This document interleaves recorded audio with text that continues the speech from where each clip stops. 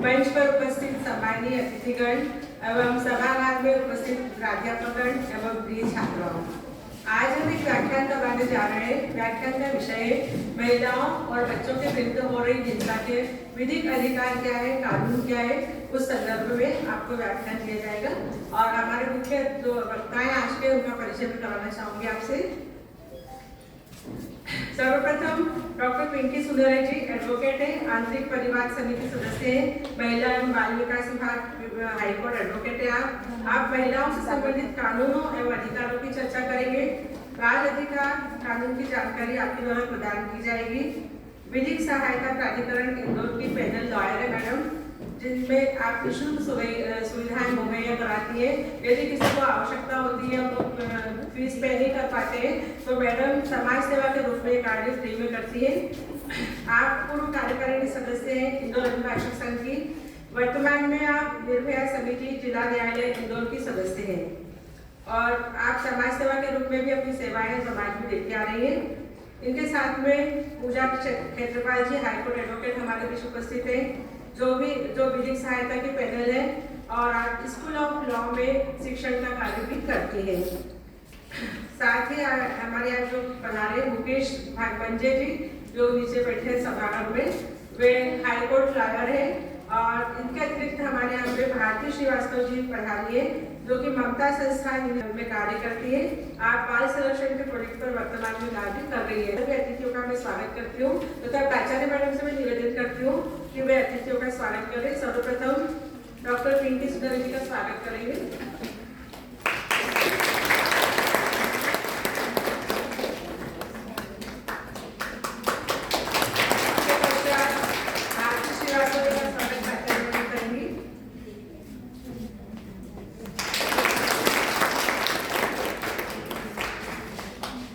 पूजा क्षेत्रपाल जी का स्वागत निशा मोदी मैडम करेंगी।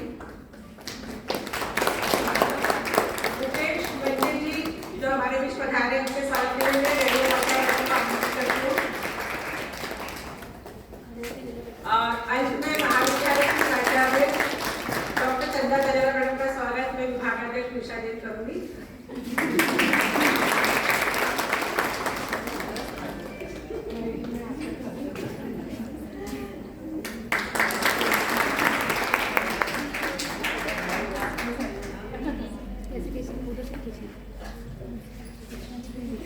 कार्यक्रम की शुरुआत के लिए मैं आमंत्रित करती हूँ भारती श्रीवास्तव जी को। मैं आमंत्रित करती हूँ कि कार्यक्रम प्रारंभ करें।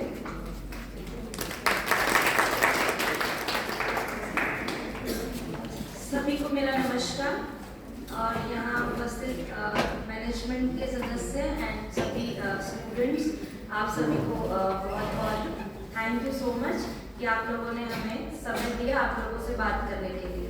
अभी हम ज़्यादा फॉर्मेलिटी में नहीं जाएंगे, निशा मैम सब कर चुके हैं, तो हम शुरुआत करते हैं।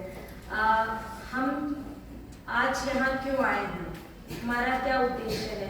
सभी को जानकारी है कि अभी महिला हिंसा उन्मूलन पखवाड़ा चल रहा है ना। महिला हिंसा उन्मूलन का मतलब है महिलाओं के साथ होने वाली हिंसाओं को, हिंसा में कमी लाना और उसके लिए जागरूकता फैलाना, ताकि आगे जाके महिलाओं के साथ जो हिंसा हो रही है उसमें कमी आए और हम यहाँ पे अच्छे से जी सके। तो अभी ये जो कार्यक्रम है, या ये हम सेफ सिटी कार्यक्रम के अंतर्गत इसको संचालित कर रहे हैं। सेफ सिटी कार्यक्रम की कुछ कार्यशालाएं शायद पहले भी यहाँ हुई होगी, तो थोड़ा आप बताएंगे कि सेफ सिटी क्या है, सेफ सिटी का क्या मतलब है, हम क्या सेफ सिटी इसको वर्ड क्यों दिया। जहाँ हिंसा ना होती, कौन बोले, जहाँ हिंसा ना होती हो, ठीक है। और कोई बताएंगे सेफ का मतलब क्या है। सेफ सिटी, सुरक्षित शहर। एक सुरक्षित शहर कैसे बनेगा, जब हम खिलाफ अपराध कम हो जाएंगे या बंद हो जाएंगे। लड़कियों के खिलाफ जो अपराध हो रहे हैं वो बंद हो जाएंगे और कम हो जाएंगे।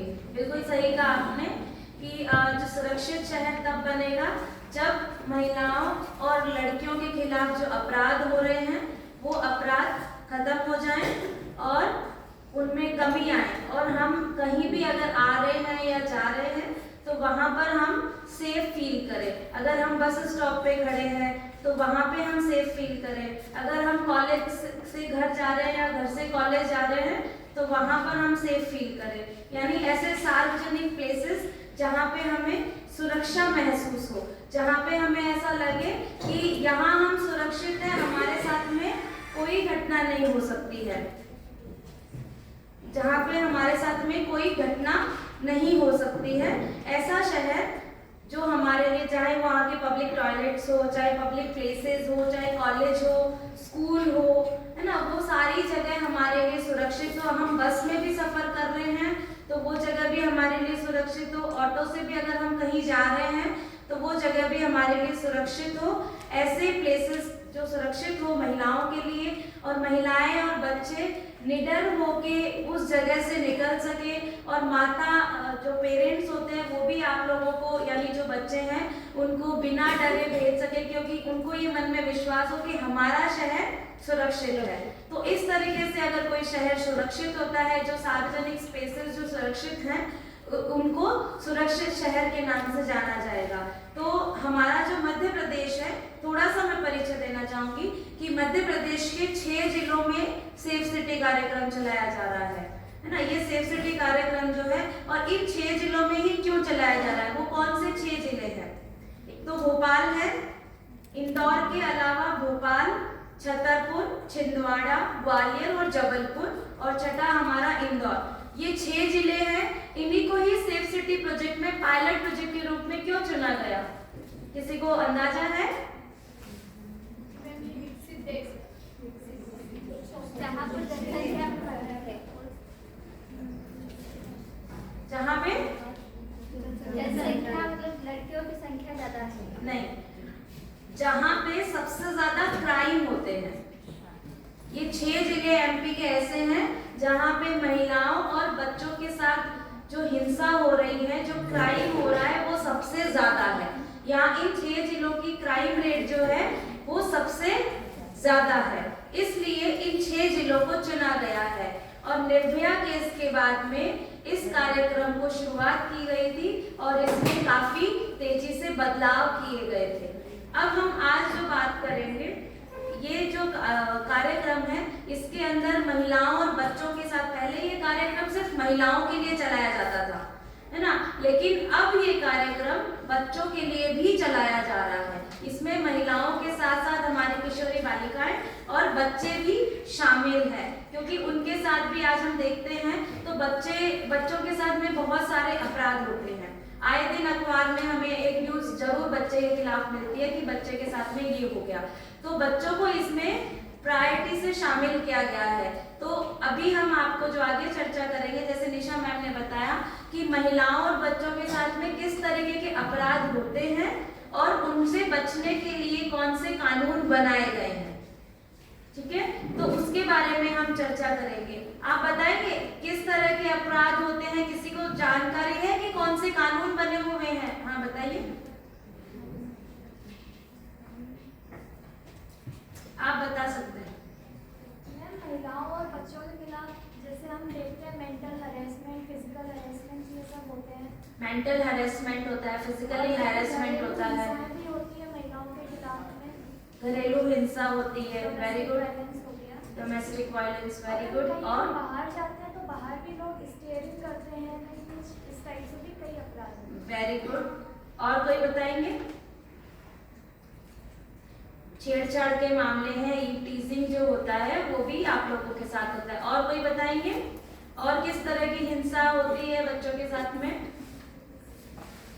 मर्डर, रेप, मर्डर, ठीक है, बिल्कुल सही।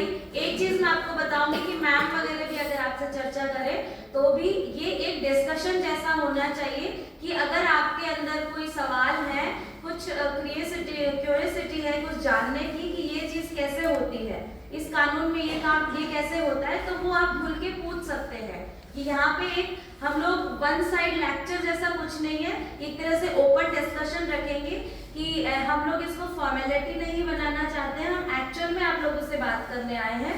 तो इसको लेक्चर मोड में नहीं लेते हुए ओपन डिस्कशन जैसा रखें, ताकि आप लोग अपनी कुछ भी जानकारी अगर आप जानना चाहते हैं तो वो आप यहाँ पे पूछ सकते हैं। ठीक है, तो महिलाओं और बच्चों के साथ में मेंटली, फिजिकली, इमोशनली, सेक्सुअली जो हैरेसमेंट होता है, चाइल्ड अब्यूज जो होता है, उसके बारे में आपको जानकारी दी जाएगी। किस तरह के एक्ट्स बने हुए हैं, जैसे पॉक्सो एक्ट है, चाइल्ड मैरिज एक्ट है ना, चाइल्ड लेबर एक्ट है, और डोमेस्टिक वायलेंस के लिए भी एक्ट बना हुआ है, घरेलू हिंसा अधिनियम। उसके अलावा sexual harassment at work place, जो वर्क प्लेस पे हैरेसमेंट होता है महिलाओं के साथ में या लड़कियों के साथ में, या आजकल लड़कों के साथ में भी होता है, लेकिन ये जो है ये लड़कियों के लिए बना हुआ है, महिलाओं के लिए बना हुआ है। तो इसके ये क्या कानून है, इसमें क्या प्रावधान है, किस तरह की सजाएं होती है, ये इनमें आपको बताया जाएगा।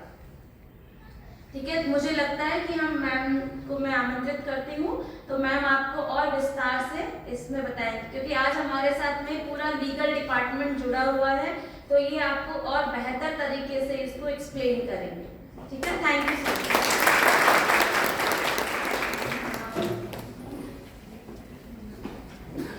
मैं पूजा नेत्रपाल मैम को इनवाइट करती हूँ कि वो मंच पे आए और आपसे घरेलू हिंसा अधिनियम के बारे में बात करें।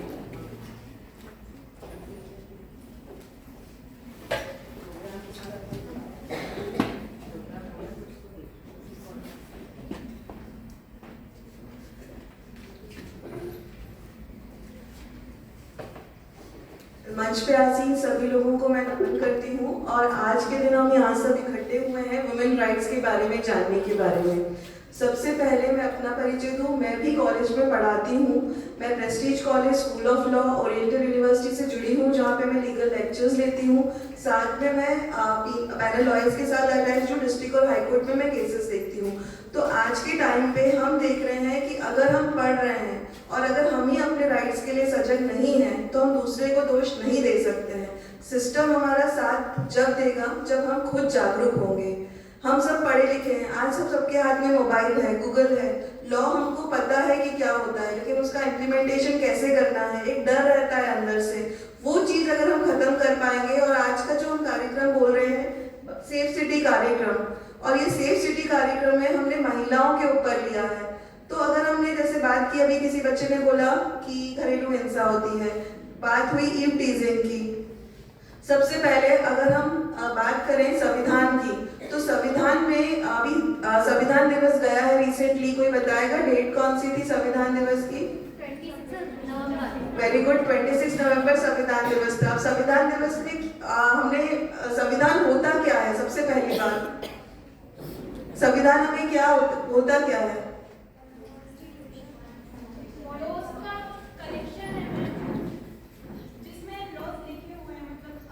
लॉज का कलेक्शन है, ओके। और कोई? हाँ, कर्तव्य और अधिकार, वेरी गुड। लॉज का कलेक्शन नहीं है, ये एक मूलभूत अधिकार देता है हमें देश के साथ हमें क्या मिल रहा है, जो अधिकार है। जैसे अगर हम बात करते हैं शिक्षा का अधिकार, जीवन जीने का अधिकार, right to occupation, trade, right to life, right to go anywhere with dignity, मतलब ये अधिकार हमें संविधान दे रहा है। ये हमारा सुप्रीम लॉ है, सर्वश्रेष्ठ लॉ है। ये हमें बताता है कि हमें कैसे कार्य करना है, हमें क्या अधिकार मिले हुए हैं देश की तरफ से, और हमारा क्या दायित्व है देश की तरफ। तो मूलभूत अधिकार जो हैं, जो हमें देश से मिले हैं, डायरेक्टिव प्रिंसिपल्स जो हैं, जो हमें देश के लिए करना है। तो मूलभूत अधिकार में सबसे पहले अधिकार आता है जीने का अधिकार, राइट टू लाइफ। तो क्या हम अगर महिलाएं हैं तो हमें जीने का अधिकार नहीं है? बिल्कुल है। पढ़ने का अधिकार नहीं है? अपना कैरियर चुनने का अधिकार नहीं है? जब है तो यही अधिकार हमें दिए गए हैं संविधान के अंदर, राइट टू लाइफ जो दी गई है, right to life with dignity. ऐसा नहीं कि घर के अंदर चार दीवारी में रख दिया, पढ़ोगे नहीं, ये काम नहीं करोगे, घर का काम करोगे, वो डिग्निफाइड लाइफ नहीं है। अगर हम पढ़ लिखने के बाद भी घर पे रहना चाहते हैं, कि घर का काम कोई ऐसा नहीं है, घर का time is a full time job और विदाउट पेड जॉब है। और अगर हमारी मम्मियाँ, हमारी दीदियाँ या जो भी महिलाएं कर रही हैं, और आज एक दो फ्रंट पे महिलाएं काम करती हैं, घर पे भी और बाहर भी, तो वो एक डिग्निफाइड वे में काम करती है और दोनों बैटल्स पूरी तरीके से लड़ रही है, घर का भी और बाहर का भी। तो वो ज्यादा अगर हम देखें तो सशक्त है। अगर हम देखें नारी के अंदर कितनी शक्ति है। आपको अगर घर पे भाई भी है तो चाय देना पड़ेगा, टिफिन बना के देना पड़ेगा, वो जॉब पे जाएगा। और अगर हस्बैंड है तो उसको भी आप पूरी तैयारी करके दोगे, वो जॉब पे जाएंगे। लेकिन आप पूरा घर, बच्चे, या फिर अगर घर पे हो तो मदर की हेल्प और भाइयों का सब करके आप आ रहे हो। मतलब आप क्या कर रहे हो? You are having a dual responsibility of your career also, of your home also, and then too अगर हम देखें जब 10th की, 12th की या ग्रेजुएशन के जब मार्क्स आते हैं तो लेवल ऑफ परसेंटेज जो हायर रहता है वो किसका रहता है? गर्ल्स का कि बॉयज का? गर्ल्स का। उसके बाद हम महिला को क्या बोलते हैं? शिव के साथ शक्ति का नाम लिया जाता है, शिव शक्ति बोलते हैं। नवरात्रि के टाइम हम लोग क्या करते हैं? महिलाओं की, लड़कियों की कन्या पूजन करते हैं ना, उनको देवी का रूप मानते हैं। तो देवी कमजोर कैसे हुई? कहीं से हुई? बिल्कुल नहीं हुई। लेकिन हमें क्या करना है? हमें अपने अधिकार पता होना चाहिए और उनसे हमें, अगर कोई भी हमारी प्रॉब्लम आ रही है या फिर कोई भी अवैधानिक काम आ रहा है या कुछ आ रहा है तो उससे लड़ना कैसे है। तो अगर हमने संविधान की बात करी तो सबसे पहले आता है जीने का अधिकार, राइट टू लाइफ। दूसरा आता है शिक्षा का अधिकार, जो कि अनुच्छेद 21A में दिया गया है, राइट टू एजुकेशन। 6 से 14 साल के वर्ष के लिए उसमें प्रावधान है, बच्चों को फ्री एजुकेशन सरकार से मिलेगी। उसके बाद भी जैसे अब आप लोग गर्ल्स डिग्री कॉलेज में पढ़ रहे हैं, आप लोगों के लिए अलग अलग जैसे सुविधाएं हैं यहाँ पर, आप एक अच्छे से शिक्षा ग्रहण कर सकते हैं। 10th के बाद आपको क्या करना है, 12th के बाद क्या करना है, ग्रेजुएशन में क्या करना है, तो ये राइट टू एजुकेशन आपका है जिसे आपको लेना है। और कभी भी ये याद रखिएगा, शिक्षा अगर हम नौकरी कर रहे हैं या नहीं कर रहे हैं कभी भी वेस्ट नहीं जाती है। अगर एक महिला घर में शिक्षित है तो उसका पूरा परिवार शिक्षित होता है और आप डिसीजन मेकिंग पावर में आते हैं। अगर आप कोई कार्य कर रहे होते हैं तो आपके पास एक पावर रहता है कि आप अपने खुद के अधिकारों को जान सकते हैं, खुद का सही गलत सोच सकते हैं। तो कभी भी ये मत सोचना कि अगर मैंने नौकरी नहीं करी या मैं कहीं कुछ नहीं कर पा रही हूँ या कोई कॉम्पिटिटिव एग्जाम फेस नहीं कर पा रही हूँ तो मैंने कुछ अचीव नहीं किया। शिक्षा आपको सोचने की शक्ति देता है, समझने की शक्ति देता है, सही और गलत के बारे में बताता है। ठीक है, ये बात हो गई संविधान की। उसके बाद हम आते हैं, अगर हम बात करते हैं बाल विवाह। बाल विवाह से समझ क्या आ रहा है हम सब लोगों को? Child marriage. बिल्कुल सही, छोटी उम्र में शादी कर देना। लड़के की उम्र और लड़की की उम्र शादी के लिए क्या है कानून? क्या 18 और 21 साल। इसके पहले अगर जो शादी हो जाती है तो मुझे आप बताइए उसके नुकसान क्या होते हैं? If a child's marriage is done, he is not morally, mentally and physically strong. ठीक है, पढ़ाई की उम्र में अगर हमने किसी बच्चे की 14 साल में शादी कर दी तो क्या होगा? उसका फिजिकल ग्रोथ रुक गया। खेलने कूदने की उम्र में हमने घर गृहस्थी का बोझ डाल दिया। जल्दी एज में प्रेगनेंसी हुई तो उसकी बॉडी वैसे ही, या तो कई बार अर्ली प्रेगनेंसी की वजह से बॉडी उतनी ताकतवर नहीं होती है, डेथ हो जाती है। ये एक लैक्यूना हुआ। उसके बाद जब आपकी खेलने की उम्र थी, आपको मतलब आप खुद एक इंजॉयबल उसमें थे, आपका एजुकेशन तो खत्म हो गया, फिजिकल मेंटल ग्रोथ खत्म हो गया और आप ना पढ़ पाए, जिम्मेदारियों की बोझ के तले आप दब जाते हो। और वही सेम चीज फॉलो होती है लड़कों के लिए।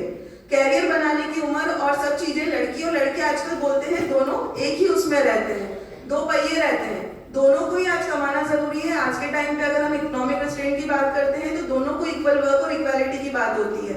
संविधान में हमें राइट टू इक्वालिटी भी है, समानता का अधिकार है, हम किसी से कम नहीं है अगर लड़कियां हैं तो वही बात यहाँ पर भी अप्लाई होती है। चाहे वो लड़का हो या लड़की, अगर सही उम्र में मैरिज हो रही है तभी आप उसकी जिम्मेदारी निभा पाएंगे। अगर आप स्कूल में हैं और आपकी मैरिज हो गई तो आप क्या खुद कमाओगे और क्या उसका ख्याल रखोगे?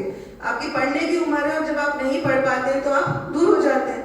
दूसरी बात, अगर कहीं पर भी हम आस पड़ोस में आज हमें जानकारी लेके जाएं कि अगर किसी की शादी बाल विवाह वाले हम कैटेगरी में देख रहे हैं तो शादी कराने वाले माँ बाप जो हैं वो तो है ही गुनहगार। जो वहाँ पर रसोईया खाना बना रहा है, केटरिंग वाला जो है वो भी गुनहगार आ जाता है, टेंट लगाने वाला वो भी गुनहगार हो जाता है। अगर आप किसी भी पुलिस में कंप्लेंट ऐसा होते हुए देखते हैं तो अगर आप कंप्लेंट करते हैं, जितने लोग उसमें शामिल हो रहे हैं रिलेटिव्स, वो सब जेल जाएंगे। तो ये कॉन्शियसनेस होनी चाहिए कि आज अगर हम पढ़ रहे हैं और हमें कानून पता है और अगर हम आसपास कहीं गलत होता देख रहे हैं तो उसकी बात पहले करें। ये बात हो गई शादी। शादी के बाद आता है वर्ड घरेलू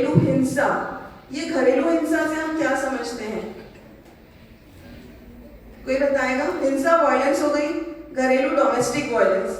तो क्या हुआ ये? अगर हम किसी को रोड पे चाटा मारते हुए देख ले तो हम बाहर देख रहे हैं कि उसको टॉर्चर हो रहा है। पड़ोसी के घर में अगर कोई पीकर आ रहा है, हस्बैंड उसका उसको मार रहा है या टॉर्चर कर रहा है, आवाज आ रही है तो समझ में आ रहा है। घरेलू हिंसा एक बहुत व्यापक एक्ट बना है 2005 में, जिसे बोलते हैं महिलाओं के हाथ में एक तलवार वाला अधिकार दे दिया गया है कानून की तरफ से। कोई जानता है इसके बारे में? बताइए। जैसे अगर कोई प्रूफ हो कुछ गलत हो रहा है तो अगर लेडीज के साथ मतलब उसको मारने के लिए तो वो उसकी हत्या भी कर सकती है और उसके लिए सरकार उसको मतलब माफ कर देगी। उसके प्रूफ है कि उसकी रक्षा के लिए उसको मारा है। ये बात सेल्फ डिफेंस में है, लेकिन मारने का अधिकार नहीं है।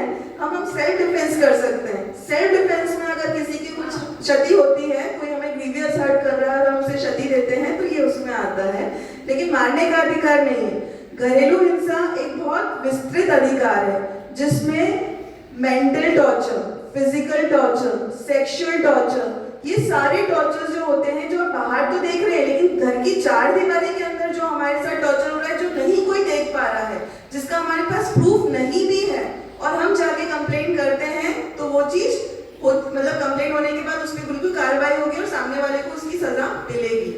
और एक शादी के बाद जिसके साथ हम घरेलू नातेदारी में जुड़ जाते हैं, मतलब शादी के बाद हमारा रिश्ता किनसे जुड़ा? सास से, ससुर से, ननद से, जेठ से, जेठानी से, पति से, जिससे भी शादी के बाद हमारी रिश्तेदारी जुड़ रही है। समझे आप?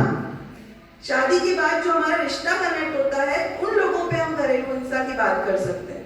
घर में रहने वाले नौकर से नहीं, घर में रहने वाले किसी और प्राणी से नहीं जिससे हमारी नातेदारी है, पड़ोसी से नहीं। घरेलू हिंसा किनसे होगी? सांझी छत के नीचे, जिस घर में, सेम घर में हम रह रहे हैं और शादी के बाद हमारी नातेदारी जुड़ गई है और उनने हमारे साथ अगर कोई गलत किया है तो। कोई मुझे अब घरेलू हिंसा के एग्जांपल्स देगा? हाँ जी। दहेज के कारण घरेलू हिंसा, वेरी गुड।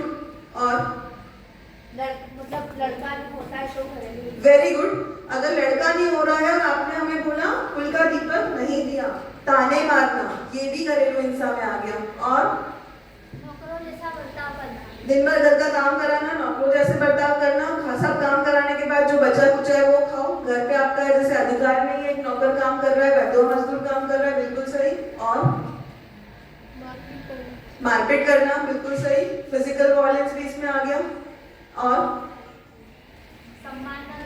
सम्मान न देना, सम्मान न देना मतलब कोई गेस्ट आए, कुछ आए, अगर आपने शादी करी थी, जब देख लिया था कि लड़की काली है, कोई आए तो देख ले तेरा रंग कैसा है, कोयले जैसा है, मेरा बेटा कैसा है, गोरा है। लड़का पैदा नहीं हो रहा है तो उसको बोल रहे हैं कुल का दीपक नहीं दिया। बच्चा नहीं हो रहा है, बांझ का ताना देना। किसी भी तरह से इस तरीके से अगर कोई व्यवहार कर रहा है तो वो सब घरेलू हिंसा में आता है। और अगर शादी के बाद if you are not interested for any type of sexual intercourse और वो फोर्सफुली कर रहे हैं, वो भी घरेलू हिंसा के अंतर्गत आता है। और ये बहुत विस्तृत एक्ट है जिसके अंदर मतलब डेफिनेशन, अगर आप घरेलू हिंसा की, आप सबके पास गूगल है, मोबाइल है, नेट पे पढ़ सकते हैं। एक बहुत विस्तृत डेफिनेशन दी हुई है घरेलू हिंसा के अंतर्गत। तो आप आज अगर, और इसके बाद सबसे बड़ी बात, अगर घर में हम जहाँ आस पड़ोस में या कोई भाई के घर में या कुछ हमारे सामने हो रहा है, वो तो मार खा रही है बेचारी पति से या सास ससुर के जुर्म सहन कर रही है, वो फोन नहीं कर सकती पुलिस को। इसके अंदर सबसे बड़ी बात क्या है, आप अगर देख रहे हैं किसी के साथ हिंसा हो रही है, आप बाकायदा फोन लगा के पुलिस को बुला सकते हैं कि हमारे घर के सामने ऐसा हो रहा है। ये अधिकार भी घरेलू हिंसा के अंतर्गत हमें मिला हुआ है। अगर वो बात खा रही है और उसकी इतनी स्थिति नहीं है और वो इतनी कॉन्शियस नहीं है, वो भाई जो है या जो भी महिला है, कि वो उस टाइम पे कॉल कर पाए या मदद के लिए जा पाए। और आप आजकल क्या मेंटेलिटी होती है कि हमें किसी के उसमें फंसना नहीं है। आज अगर वो है तो कल तो कोई और हमारा भी हो सकता है और हम अपने भी हो सकते हैं या खुद भी हो सकते हैं। तो अगर हम नहीं जा पा रहे हैं कॉन्शियसली, अगर हमने कॉल करके उसकी मदद कर दी तो उसी वक्त उसको वो सहारा मिल जाएगा। ठीक है। और कुछ अगर आप घरेलू हिंसा के बारे में पूछना चाहते हैं तो मुझसे बिल्कुल पूछ सकते हैं। जो आपके मन में सवाल आ रहा हो कि घरेलू हिंसा में क्या यह आता है, क्या आसपास आपने कहीं कहीं कुछ देखा हो या कुछ हो। जैसे मैंने आपको संविधान में बताया, फिर उसके बाद बाल विवाह बताई, बाल विवाह के बाद हम घरेलू हिंसा पे आए हैं। उसके बाद जैसे अगर विवाह की बात करते हैं तो एक दहेज की बात होती है। दहेज देना और लेना दोनों जुर्म है, हमें पता है, लेकिन हमारे यहाँ पर भारतीय संस्कृति के अंदर क्या है, बेटी पैदा होती है उस दिन से माँ बेटी के लिए चीजें जोड़ना चालू कर देती है। एक वो उसको स्त्रीधन बोलते हैं हम लोग, जो उसको दिया जाता है शादी के समय, लेकिन जो खुशी से दिया जाता है, जो मान सम्मान के साथ दिया जाता है, जो अपनी स्थिति परिस्थिति के हिसाब से दिया जाता है, वो दहेज नहीं है। लेकिन अगर कोई आप शादी कर रहे हैं और 5 लाख का खर्चा कर रहे हैं, 10 लाख का मांग रहा है, कार मांग रहा है, गहने मांग रहा है, वो दहेज है। तो इसके लिए दहेज प्रतिषेध अधिनियम बना गया है, जिसके अंदर बताया गया है कि दहेज लेना और देना दोनों पाप है और कानूनन नहीं है। पाप तो है ही और कानूनन भी नहीं है, सजा है। और आज आपको एक चीज बता दें कि अगर मान सम्मान में हम देते हैं, गिफ्ट्स का आदान प्रदान होता है शादी के टाइम पे, भारतीय संस्कृति के अंदर हम शादियों में कस्टमरी पुराने टाइम वैदिक काल से भी देख रहे हैं, तो ये चीजें हैं।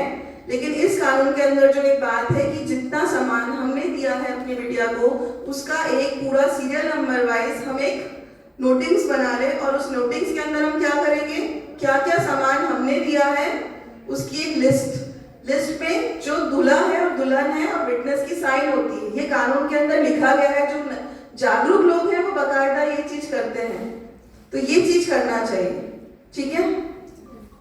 ये आज अगर आपको, आज बहुत सारे लोग इसमें अब है कि जिनकी अब आगे जाके हम कैरियर बनाने के बाद शादी करते हैं, तो इस चीज का हमें नॉलेज होना चाहिए, ठीक है, ताकि हम प्रूफ कर पाए ये दिया था। नहीं तो कई बार लोग क्या बोल देते हैं, दिया ही नहीं था ये सामान तो इन्होंने, ठीक है। दूसरी बात, दहेज के बाद अगर हम बात करते हैं, अगर दहेज की वजह से किसी महिला की मृत्यु हो जाती है तो 7 साल शादी के अंदर, otherwise then of natural circumstances, corona से डेथ हो गई, एक्सीडेंट में डेथ हो गई, या फिर किसी कारणवश नेचुरल सर्कमस्टेंसेस में डेथ होती है, कहीं पर गए, जैसे अगर उत्तराखंड घूमने गए और वहां पर वो त्रासदी हो गई और मृत्यु हो गई 7 साल के भीतर, तो आप उस कैटेगरी में दहेज मृत्यु वाली में सजा में नहीं आते हैं। अदरवाइज कल बहुत अच्छे से दिख रही थी और अब कल खबर मिलती है जल के मर गई, या फिर मार दी गई, या फिर मृत्यु हो गई, बिल्कुल कल ठीक ठाक थी और आज आपको खबर मिलती है पड़ोसी जो थी उसकी डेथ हो गई है, कोई बीमारी नहीं थी, कुछ नहीं था।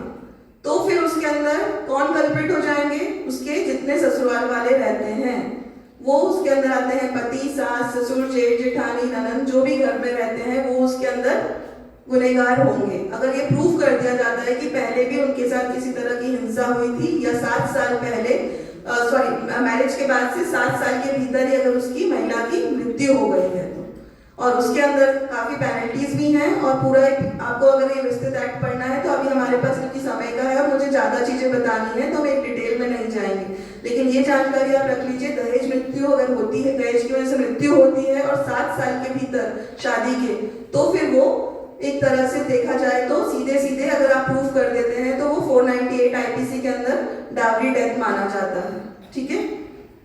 उसके बाद अगर हमने बात कर ली विवाह की, घरेलू हिंसा की, और फिर बात कर ली दहेज मृत्यु की, तीसरी चीज इसके अंदर आती है, अगर हम बात करते हैं, एक अगर आपने पढ़ा होगा Beti Padhao Beti Bachao, what is the meaning of Beti Bachao?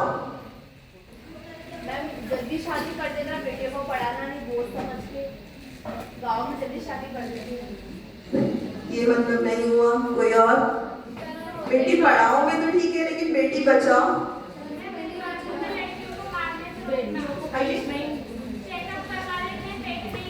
Very good, भ्रूण हत्या। आज अगर हमने कई जगह सोनोग्राफी सेंटर्स होते हैं जिसमें ये चीज पता कर लेते हैं 3 महीने बाद कि लड़का है या लड़की है, और उसकी हम क्या करवा देते हैं, अबॉर्शन, गर्भपात, हम उस लड़की को पैदा ही नहीं होने देते हैं। अगर हम बोलते हैं कुल का दीपक दो, कुल का दीपक कौन बेटा देगा, पैदा तो बेटी करेगी ना। शादी के लिए बहुएं नहीं मिल रही है लड़कियों को, आप वैसे ही उनका पॉपुलेशन कम करोगे तो कल को शादी के लिए भी लड़की के साथ शादी के लिए आप कहाँ ढूंढोगे, लड़के के साथ शादी के लिए लड़की को, आप उसको पैदा ही नहीं होने दोगे। तो ये वाला क्वेश्चन अगर आप जिस घर में दादी दानियां और इस तरह अगर वहां पे लड़कियां हैं और अगर ये क्वेश्चन आता है ना, और लड़की जो है आज के समय पे अगर हम देखें तो लड़कों से ज्यादा माँ बाप का ख्याल कौन रखता है, लड़कियां रखती हैं। हम उन्हें पैदा ही नहीं होने देंगे तो क्या होगा? लड़का कहाँ से पैदा होगा? फिर लड़की नहीं आएगी। शादी किससे करोगे जब लड़की ही नहीं होगी? तो ये सोच, ये समझ अपने घर में डेवलप करना बहुत जरूरी है, ठीक है। इसके लिए एक एक्ट बना हुआ है, PCPNDT एक्ट, जिसके अंतर्गत अगर कोई भी सोनोग्राफी सेंटर के अंतर्गत अगर कोई वहां पर इस तरीके का परीक्षण कर रहे हैं जिसमें भ्रूण का पता चलता हो, आप बाकायदा अगर कंप्लेंट करते हैं, डॉक्टर का वो सील हो जाएगा लेबोरेटरी, जो टेक्नीशियन अगर उसका जांच कर रहा है उसकी नौकरी चली जाएगी, डॉक्टर का लाइसेंस रद्द हो जाएगा 3 साल के लिए विद हैवी पेनल्टी, जो 1 लाख और दूसरी बार पकड़े जाने पे उससे भी अधिक है। तो ये चीज का नॉलेज आपको होना चाहिए। और ये आज भी ये लॉ बन गया है, आप किसी भी सोनोग्राफी सेंटर में जाएंगे वहां पे आपको PCPNDT एक्ट दिखेगा बाकायदा, और उसके बाद ये इंस्ट्रक्शंस भी वहां रहती है कि यहाँ पे भ्रूण परीक्षण नहीं किया जाता है। और पहले ये कई डॉक्टर्स पैसे के लालच में या गांव में जहाँ पे कम शिक्षित रहते हैं वो ये चीज आज भी हो रही है, लेकिन अगर हम जागरूक होंगे तो इस चीज को रोक पाएंगे, ठीक है। तो अब हमने बात की संविधान की, हमने बात की बाल विवाह की, दहेज की, उसके बाद हमने बात करी घरेलू हिंसा की और भ्रूण हत्या की। अब हम बात करते हैं, हम कॉलेज में पढ़ते हैं, स्कूल से हम पढ़ के आ रहे हैं, हम क्या प्रॉब्लम्स फेस करते हैं एक दिनचर्या के अंदर, अगर कोई मुझे बताएगा। गर्ल्स के साथ क्या प्रॉब्लम होती है? हम सुबह घर से निकलते हैं, रात तक घर में जाते हैं, हम क्या फेस करते हैं? हाँ जी, very good. Steering is one of the case which we are, मतलब नॉर्मल है। बस स्टैंड पे खड़े हो, कहीं पे भी खड़े हो, बैंक में खड़े हो, कॉलेज में अगर कोविड में पढ़ रहे हो, कोचिंग क्लास में जा रहे हो, unnecessary staring is there which we cannot tolerate, and sixth sense which is there in every girl or woman given by the God, कि हमें पता चल जाता है नजर कैसी है और वो हमें समझ आ जाता है। Very good, steering is one of the thing. Second, molestation, very good. What is the meaning of molestation? किसी को भी molest करना मतलब अपनी बातों से छेड़छाड़ करना, फिजिकल नहीं होना, सिर्फ बातों से बोलना, abuse करना, ये मैं molestation। Very good. Anybody can elaborate with any other example, please? आप कहीं ऑफिस में काम कर रहे हैं, कंप्यूटर पे वर्क कर रहे हैं, बॉस जो आता है पीछे से आपके हाथ के ऊपर हाथ रख देता है, that is a molestation. After working hours, he is forcing you to stay. It's not your duty to stay after 6 o'clock. ठीक है? प्रमोशन नहीं होगा, ऐसा नहीं किया तो, ऐसा नहीं करा तो, मेरे साथ पार्टी में नहीं चले तो, this is also a molestation. Unnecessary demands and favoring, that is also a molestation. Anybody now, if you can elaborate about molestation? कोई और बोलेगा? बस में जा रहे हैं और पता है कि कॉलोनी का ये एक लड़का है जो गुंडे जैसा है और आते जाते हमें फॉलो कर रहा है, गाने गा रहा है, उल्टा सीधा बोल रहा है, आप खड़े हो बस स्टैंड पे और आप पे लाल दुपट्टे वाली गा रहा है, सीटियां बजा रहा है, ये सब क्या है? This is also a type of molestation. और कोई अब कुछ बोलेगा इसमें?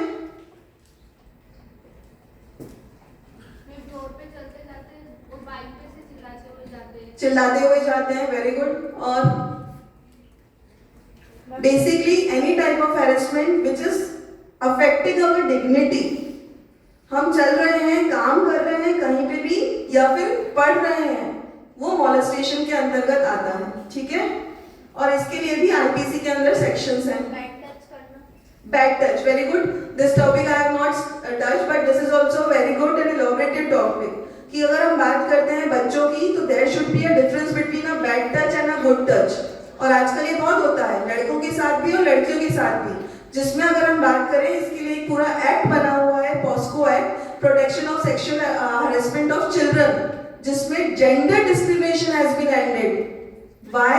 Because molestation is done with a girl child also and a boy child also.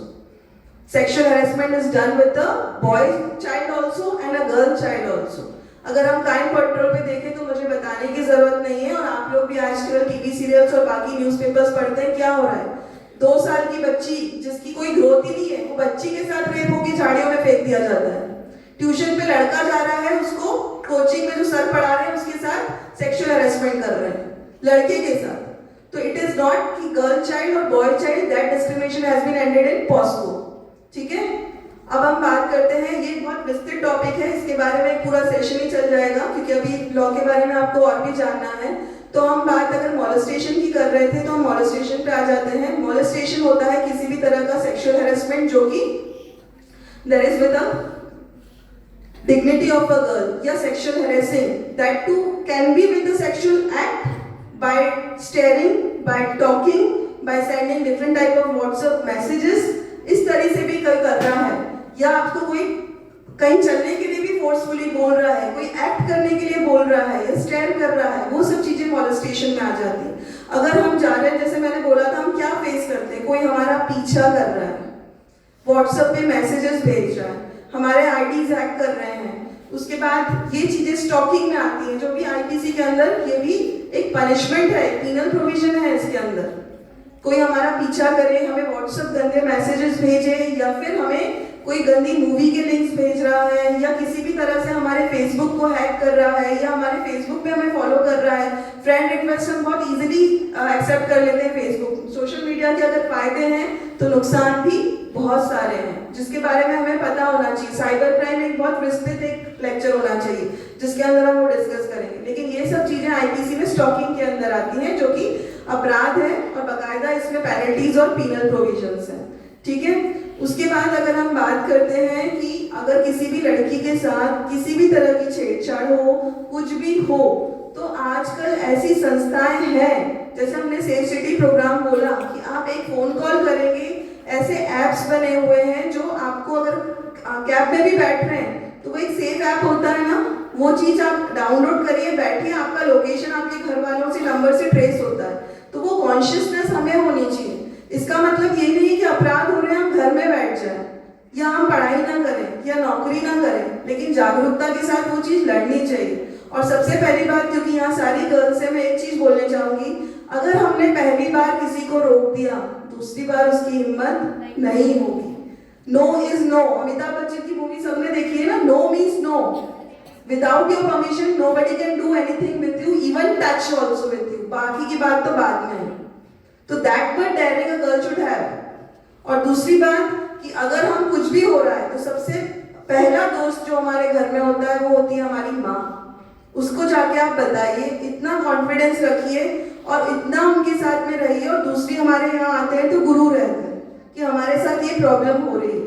उसके बाद जैसे ये संस्था बनी हुई है, मैम भारती मैम है, वन स्टॉप सेंटर है, उसके बाद एप्स बने हुए हैं, काउंसलिंग सेशंस रहते हैं, इंस्ट्रक्टर्स रहते हैं, आप किसी से भी मदद लेंगे। आज के टाइम पर इतनी चीजें हो गई हैं कि पहले अगर कोई मदद मांगता था तो सोचते थे कहाँ जाना है। आज आप एक मोबाइल पे गूगल सर्च मारोगे, आपको 100 लोगों के नंबर मिल जाएंगे जिनसे आप मदद मांग सकते हो। लेकिन एक चीज है कि अगर हम पहली बार में घर पे बता देंगे, और घर वाले क्या करते हैं कि आप लोगों को रोक देते हैं, मना कर देते हैं कि मत जाओ या मत बात करो, आप गलत नहीं हो। विद प्रोटेक्शन, अगर आपको लग रहा है कि इस रास्ते पे जाने से प्रॉब्लम है, नहीं उड़ना, रास्ता बदल लो, पढ़ाई कभी नहीं बंद करना है उस वजह से। या कोई पहली बार बोल रहा है आज कॉलेज बंद करो, मूवी देखने चल रहे हैं, भले ही वो हमारा कितना अच्छा दोस्त है, पढ़ाई छुड़वा के अगर वो हमें मूवी दिखाने ले जा रहा है तो वो हमारा दोस्त नहीं है। अगर वो बोलता है कि ठीक है, मेरी मदर को पता है मैं कॉलेज के बाद आपके साथ बर्थडे पार्टी में आ रही हूँ, मूवी देखने आ रही हूँ, इतने बजे और मैं इस जगह पे हूँ, कोई बुराई नहीं। लेकिन कोई बोल रहा है छुपा के चलो, बिना बताए चलो, तो उतनी सजगता हमें बताना चाहिए, होनी चाहिए कि कोई हमें क्या समझाना, गलत राह पे ले जाने वाला झूठ नहीं बुलवाएगा, ना बोलेगा। ठीक है, तो ये कॉन्शियसनेस हमारे अंदर डेवलप होना चाहिए। उसके बाद जैसे भ्रूण हत्या की बात हो गई, ये हो गई। लक्ष्मी मूवी यहाँ पे सबने देखी है, दीपिका पादुकोण की, क्या सीख मिली हमें उससे? कभी भी हार नहीं मानना चाहिए। Very good. Moral of the story was that कि वो एक 10वीं फेल लड़की थी, फैशन डिजाइनिंग के लिए घर से जाती थी, लड़के ने प्रपोज किया, शादी के लिए मना करा, तो क्या हुआ, उसके ऊपर एसिड अटैक। आज उसके बाद भी उसने अपनी लड़ाई 10 से 15 साल लड़ी, तब जाके एसिड बैन, नहीं तो गली गली मोहल्ले में साइकिल वाले घूमते थे, ध्यान हो तो छोटे बचपन में याद हो, एसिड बेचने की आवाज आती थी, उसकी वजह से लॉ बन गया कि दुकानों पे एसिड बनना बंद हो गया। एक लड़की जिसने हार नहीं मानी, जो अशिक्षित थी, गरीब परिवार से थी, उसने कानून बना दिया मतलब लड़ाई एक है कि कानून में बोलते हैं ना न्याय मिलता है लेकिन थोड़ी देर से मिलता है, लेकिन उसने क्या छोड़ा, उसका भाई भी बहुत बीमार था, अगर आपने मूवी देखा और वो सच्चाई है, और कई लोगों ने उसे मदद की, ठीक है। तो इस तरीके से ये बहुत सारे एक्ट्स हैं जो वुमेन्स पे रहते हैं, और मेरा मेन मुद्दा ये है कि आपको अगर नॉलेज होगी तो आप उससे लड़ पाओगे, और नारी एक शक्ति के रूप में है, ये हमें जानना होगा। हम कहीं पर भी किसी से कम नहीं है। अब बाल श्रम और बाल चाइल्ड लेबर के ऊपर मैम आपसे विस्तृत में बात करेंगी, और अगर किसी को भी वुमेन रिलेटेड राइट्स पे कोई भी क्वेश्चन या क्वेरी है तो वो बिल्कुल मुझसे पहले पूछ सकता है। कोई भी अगर आपको ऐसा लग रहा है कि ये चीज या इस क्वेश्चन का क्या आंसर होगा तो वो बिल्कुल पूछ सकते हैं, ठीक है। Thank you.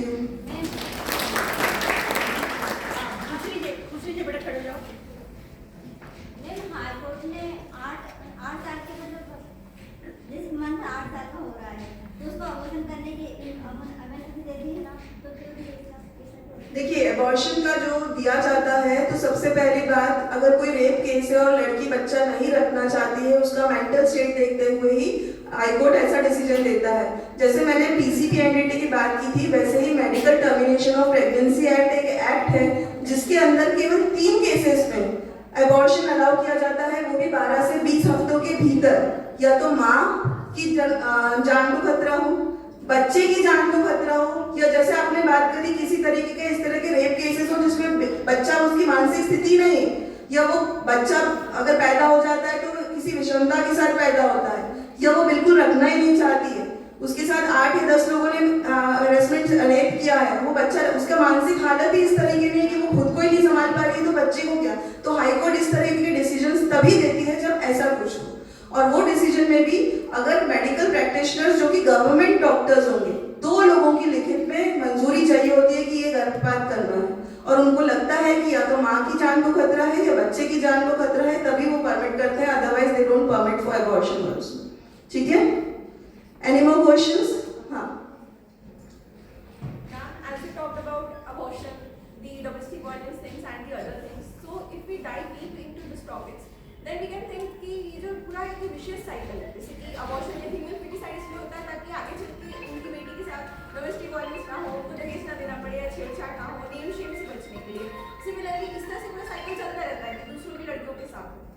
आई थिंक कि ये जो है एजुकेशनल सिस्टम और वैल्यू सिस्टम में जो आफ्टर पोस्ट वैदिक जो हुआ है, उसके बाद एक बहुत बड़ी वजह है कि लड़कियों के प्रति ये होता है। And don't you think it is ironical कि हम आज भी ज़्यादातर अवेयरनेस, ज़्यादा सेंसिटिविटी लड़कियों के बारे में लड़कियों को ही दे रहे हैं। ये जितने सेमिनार से मुझे ऐसा लगता है कि बॉयज़ कॉलेज में और हमारी जो एल्डरली पॉपुलेशन है जो सोचती है कि नहीं लड़कियों के साथ हुआ है मतलब उनकी गलती है, तो उनमें ज़्यादा अवेयरनेस और लड़कों को ज़्यादा सेंसिटिविटी मैं इसमें बताऊंगी। ये इसमें हम लोग जो है आज आपके यहाँ आए हैं, लेकिन वैसे हम लोग ऐसे कॉलेजेस में जाते हैं जहाँ पे कोएड कॉलेज हो, उसके अलावा हम लोग बॉयज हॉस्टल्स को ज़्यादा टारगेट करते हैं कि उनको हम जेंडर सेंसिटाइज करें, ताकि क्योंकि बॉयज हम हर बार क्या होता है, कई बार पुलिस ट्रेनिंग भी सिर्फ महिला पुलिस के लिए ही होती है, जबकि जेंडर सीखने की सबसे ज़्यादा ज़रूरत होती है पुरुषों को, तो हम लोग उसी को ही टारगेट कर रहे हैं। सभी बॉयज़ हॉस्टल जितने भी बने हुए हैं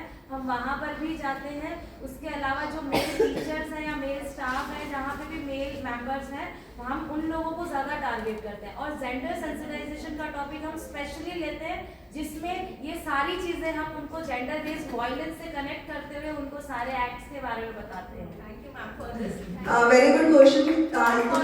मैस्कुलिनिटी पे भी हम लोग टॉपिक पे लेते हैं सेशन, ताकि उनको पता चले कि क्या होता है positive masculinity. Yes ma'am, because ये तो जैसे घर में होता है कि सिर्फ लड़कियों को सिखाया जाता है, ऐसी बात Yes. नहीं, लेकिन अगर आप देखो कि लड़कियों को सिखाया जाता है, अगर आपने कोरोना टाइम पीरियड जो है बहुत कुछ सिखा दिया, अगर एक लड़की को खाना बनाना आना चाहिए तो एक लड़के को भी खाना बनाना कितना जरूरी है, एक बेसिक चीज से मैं आपका जवाब दे रही हूँ।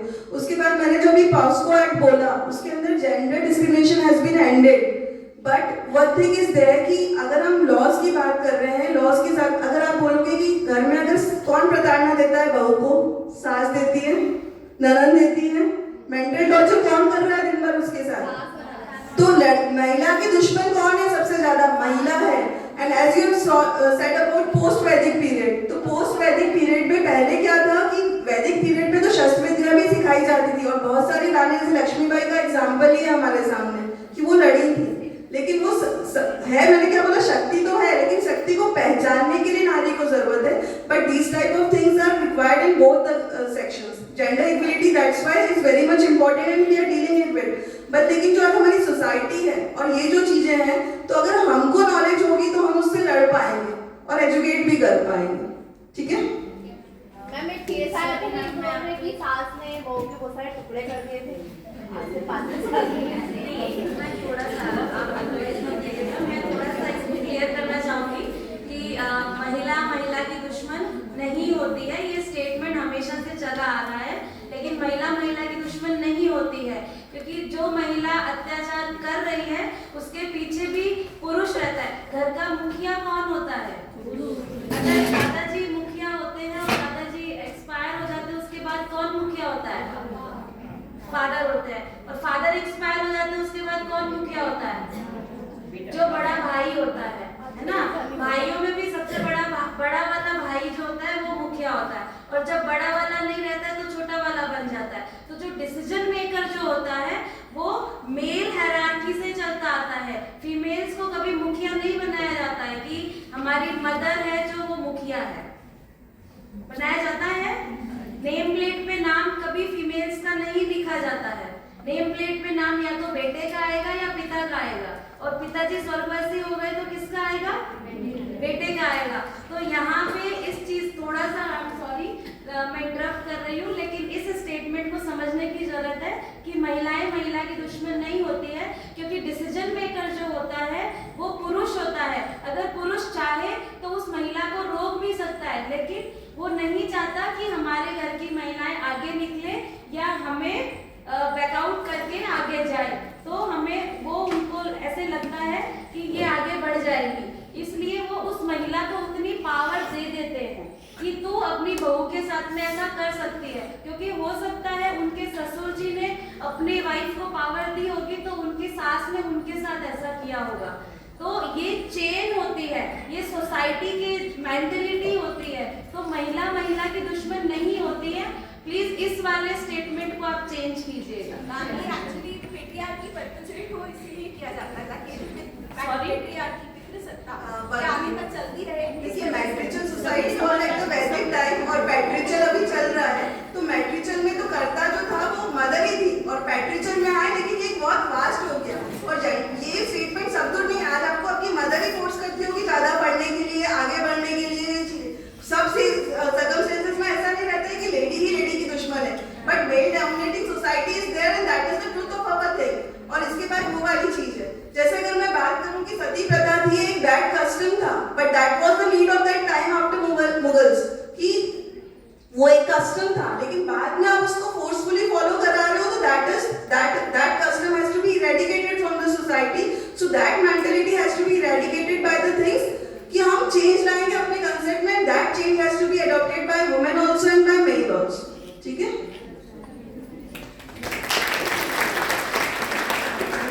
समाजशास्त्र में सब बच्चे जानते हैं ना, पितृ सत्तात्मक व्यवस्था, पितृ उत्तराधिकार और पितृवंशीय, उसके सारे दुष्परिणाम आपने पढ़े होंगे.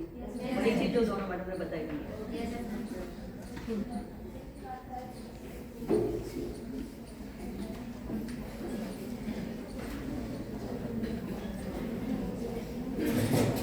धन्यवाद मैडम, आपने समस्या के व्यवहारिक पहलू पर बहुत अच्छे से प्रकाश डाला और बच्चों ने भी बहुत रुचि ली.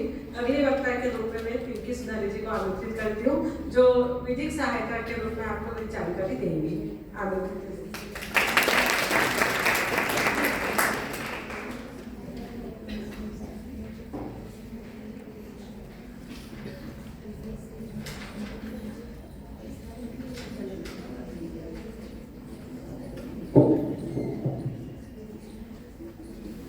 जब है नारी में शक्तिशाली, जब है नारी में शक्तिशाली, तो फिर नारी को क्यों कहें बेचारी. नहीं सहना है अब किसी का अत्याचार. महिला सशक्तिकरण का है यही मुख्य विचार. भेदभाव और जुल्म मिटाएंगे, दुनिया नई बसाएंगे. नई है उम्र, नया है सफर, अब हम नारी आगे ही बढ़ते जाएंगे.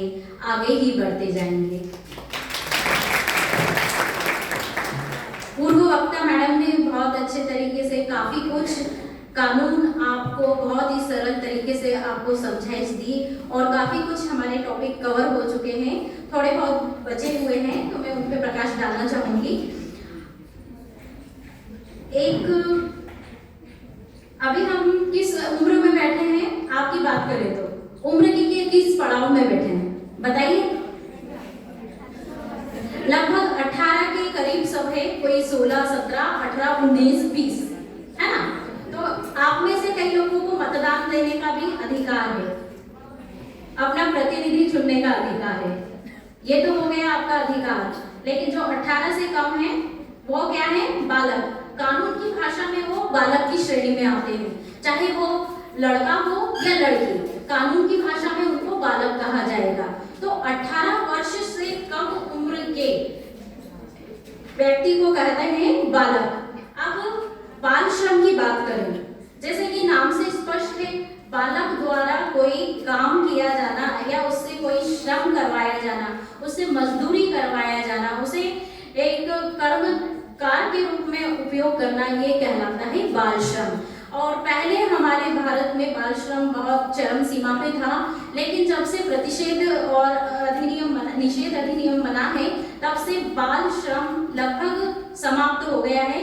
कहीं कभार जिसकी कोई परिस्थितियां रहती है वही बालक अपने पारिवारिक परिस्थितियों के अनुसार काम करता पाया जाता है, वरना धीरे धीरे बाल श्रम विमुक्त हो रहा है भारत। अब इस कानून के तहत 14 वर्ष से कम आयु का व्यक्ति क्या कहलाएगा? बच्चा।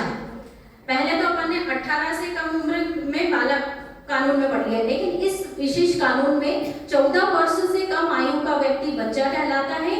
और वो जो प्रतिष्ठान होते हैं, जैसे रेलवे प्रतिष्ठान, पटरियां, प्लास्टिक कारखाने हुए, ऑटोमोबाइल हुआ, गैरेज हुआ, कुछ खतरनाक प्रकृति के व्यवसाय रहते हैं जैसे खनन व्यवसाय या पटाखा व्यवसाय या विस्फोटक व्यवसाय में अगर वो काम करता है तो वहाँ के कर्मकार को, वहाँ के नियोजक को सजा का प्रावधान है, और जिसने भी उसे उस काम में लगाया उसे भी सजा का प्रावधान है।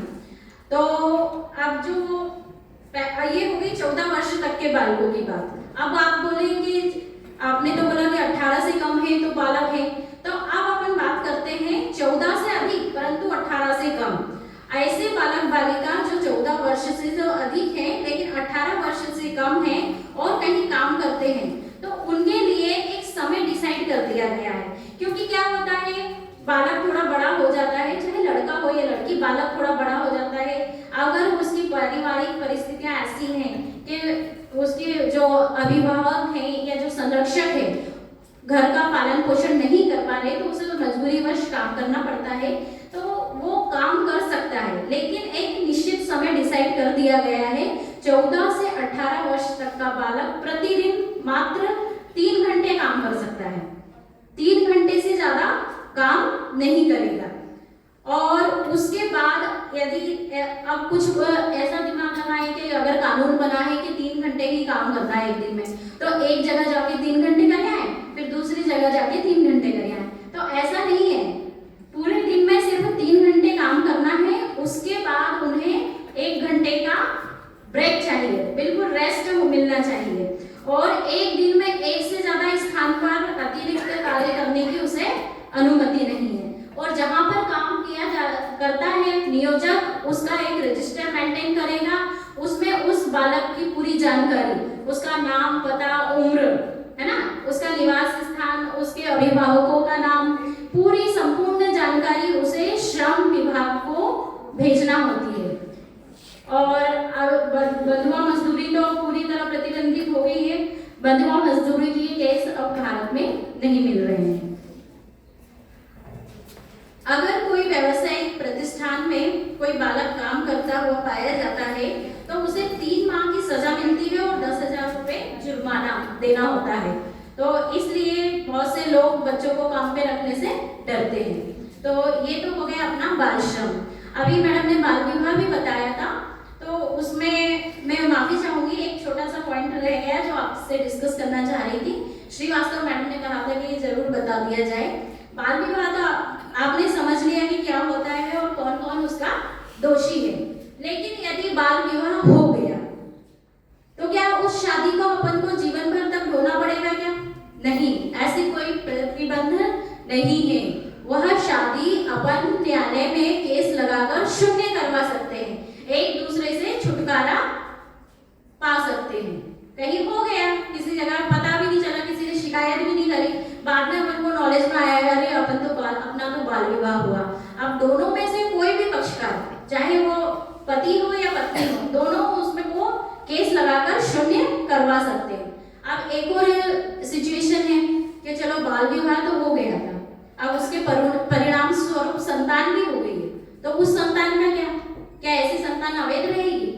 नहीं, ऐसी संतान को वही सारे अधिकार प्राप्त होंगे जो कि हिंदू विवाह अधिनियम के अंतर्गत उसे प्राप्त होते हैं। यानी बाल विवाह के परिणाम स्वरूप जिस संतान ने जन्म लिया उसके वही सारे वैधानिक अधिकार होंगे जो कि एक वयस्क माता पिता के विवाह के परिणाम स्वरूप उसे प्राप्त होने वाले होते हैं।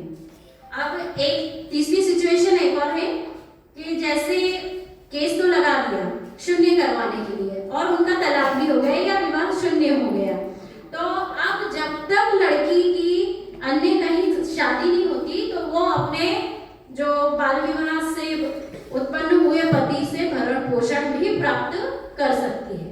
तो ये 3 पॉइंट महत्वपूर्ण थे।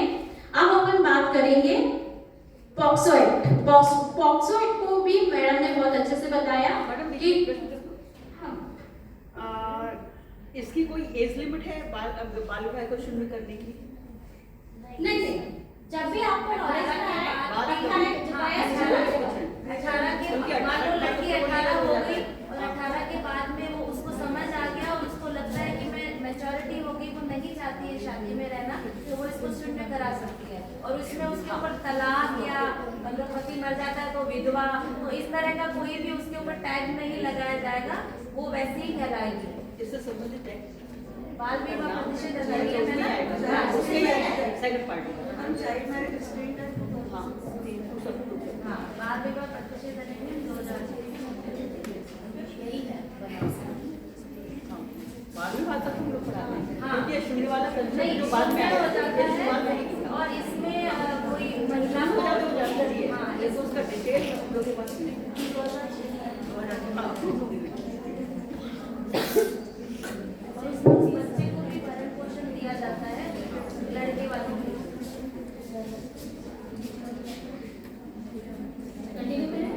हाँ, जन्म देने के लिए माँ चाहिए, जन्म देने के लिए माँ चाहिए, राखी बांधने के लिए बहन चाहिए, कहानी सुनाने के लिए दादी चाहिए, प्यार करने के लिए नानी चाहिए, जिद पूरी करने के लिए मौसी चाहिए, जिद पूरी करने के लिए मौसी चाहिए, साथ निभाने के लिए पत्नी चाहिए, पर यह सब निभाने के लिए बेटियां तो होनी चाहिए, बेटियां तो होनी चाहिए। और सभी बेटियों की सुरक्षा के लिए हमारा यह सेफ सिटी कार्यक्रम आपके समक्ष चल रहा है और काफी कुछ जानकारी प्राप्त कर ली है आपने। मैडम ने बहुत सारे एक्ट कवर कर दिए थे। एक है कार्यस्थल पर महिलाओं का लैंगिक शोषण। भारत विकासशील राष्ट्र है और उसके साथ साथ हम उसे विकसित राष्ट्र बनाने की कोशिश में लगे हुए हैं। महिलाओं और बच्चों के लिए विशेष कानूनी अधिकार दिए गए हैं और उन्हीं के तहत महिलाओं को आगे बढ़ाया जा रहा है। अब महिलाएं जब पढ़ लिख कर घर से बाहर, घर की चारदीवारी से बाहर निकल कर आगे बढ़ रही हैं, शिक्षा के क्षेत्र में, टेक्नोलॉजी के क्षेत्र में हर जगह जा रही हैं, तो अपना भविष्य एक शिक्षा प्राप्त करने के बाद वो एक विशेष क्षेत्र में जाती हैं जिसे कहा जाता है कार्यस्थल। अब ऐसा बोलेंगे कि आप पढ़ी लिखी महिलाएं ही कार्यस्थल पे काम करती नहीं, एक अनपढ़ महिला जो कि मजदूरी करने जा रही है, गड्ढा खोदने जा रही है, कोई एक देहाड़ी महिला जो कि कहीं भी श्रम करने जा रही है, एक पढ़ी लिखी डॉक्टर, इंजीनियर, वकील जो भी जहाँ पर अपने कार्यस्थल पर जा रही है, तो वहाँ पर उनके साथ जो हरकतें की जाती है या जो कार्य अश्लील कार्य किए जाते हैं उनके विरुद्ध उसे आवाज उठाना पड़ती है और इसके लिए एक विशेष एक्ट बनाया गया है, कार्यस्थल पर महिलाओं का लैंगिक शोषण 2012। इसके तहत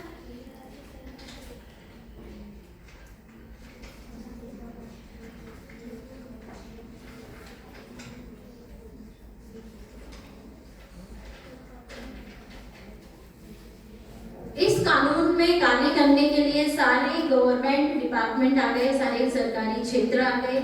इसके अलावा घरेलू श्रमिक आ गए, सभी दैनिक मजदूरी के मजदूर आ गए, अंशकालिक या पूर्णकालिक। अब ऐसा नहीं बोल सकते कि हम पार्ट टाइम कर रहे हैं तो यहाँ पर हम रिलीफ नहीं मांग सकते, तो उसमें पार्ट टाइम वाले और फुल टाइम वाले दोनों समाहित हो गए हैं। स्वयं सेवक है, अपन फ्री में भी वो सेवाएं दे रहे हैं। जैसे कहीं पर ऐसा जरूरी नहीं कि वेतन मिल रहा हो, हम फ्री में अपनी सेवाएं वहाँ देने जा रहे हैं, तो भी वहाँ हमारे लिए क्या है, कार्यस्थल। तो श्रम स्वयं सेवक भी हैं, तो और उन महिलाओं के साथ यौन उत्पीड़न यानी उनकी सुरक्षा या उनकी रोकथाम के लिए ये एक्ट बनाया गया है। अब यौन उत्पीड़न तो मैडम ने बहुत अच्छे से समझा ही दिया है। तो वहाँ पर यदि किसी के भी आप लोगों के साथ किसी ने भी कोई अश्लील हरकत तो छोड़ो, कोई इशारा भी किया, यौन उत्पीड़न में वही शामिल होगा, है ना। कोई अपशब्द कहा, ठीक है, शारीरिक स्पर्श, शारीरिक संबंध के लिए मांग करना या फिर इशारे करना या फिर कुछ ऐसे चित्रण करना। ऐसा जरूरी नहीं कि व्यक्ति इशारे से बताए या मुंह से बोल के बताए, वो कोई आपको इस तरह का वीडियो दिखाए या इस तरह की अश्लील फोटो दिखाए या आपसे कोई अनुरोध करे, कोई अश्लील अनुरोध करे या यौन प्रकृति के जो मजाक होते हैं जो कि थोड़े से अदृश्य रहते हैं वो आपके सामने करे या फिर कोई टीका टिप्पणी करे, अश्लील साहित्य दिखाए, कोई ऐसी बुक ला कर दे आपको कि आप इस बुक को पढ़िए, ये उपन्यास पढ़िए, तो वो भी इस प्रकार एक्ट में समाहित होता है। या किसी प्रकार की अवांछित शारीरिक, शाब्दिक या अशाब्दिक व्यवहार करना, ये यौन प्रकृति के अपराध है। अब ये यौन प्रकृति के अपराध तो हमने समझ लिया कि कैसे कैसे किए जा सकते हैं। फिर अब जैसे कि कोई समझ नहीं पाया उनके इशारे और वो उनमें लिप्त हो गए, तो उससे उन यौन संबंधों के लिए राजी होने के बदले उन्होंने आपको ऑफर किया कि हम आपको नौकरी दे देंगे। तो इस तरह के जो प्रलोभन होते हैं वो भी इस अपराध की श्रेणी में आते हैं कि हम आपका प्रमोशन कर देंगे, आप ये काम कर दीजिए, आइए हमारे साथ चाय पीजिए, जबकि हमारी इच्छा उसके साथ चाय पीने की नहीं है। चाय पीते पीते उन्होंने अपना हाथ पकड़ लिया या कुछ इशारे कर दिए या कुछ अपने मोबाइल से फोटो दिखाने लगे, तो ये सब आएगा कार्यस्थल पर महिलाओं के लैंगिक शोषण वाले अपराध में। अब इसमें ये प्रावधान है कि दो प्रकार की समितियां होती हैं, एक होता है स्थानीय परिवाद समिति और एक होता है आंतरिक परिवाद समिति। स्थानीय परिवाद समिति जिला स्तर की होती है और आंतरिक परिवाद समिति होती है जहां पर 10 या 10 से अधिक लोग कार्य करते हैं। तो उस संस्थान में एक महिला के इस प्रकार की हरकतों पे एक कमांड करने के लिए आंतरिक परिवाद समिति बनाई जाती है। तो अगर कहीं पर आप ऐसे काम करते हैं तो आंतरिक परिवाद समिति या स्थानीय परिवार जहां पर 10 या 10 से अधिक होंगे तो वहां पर आंतरिक परिवाद समिति, तो आप एक आवेदन लिखकर वहां शिकायत कर सकते हैं। समझ में आए? इससे संबंधित कोई प्रश्न?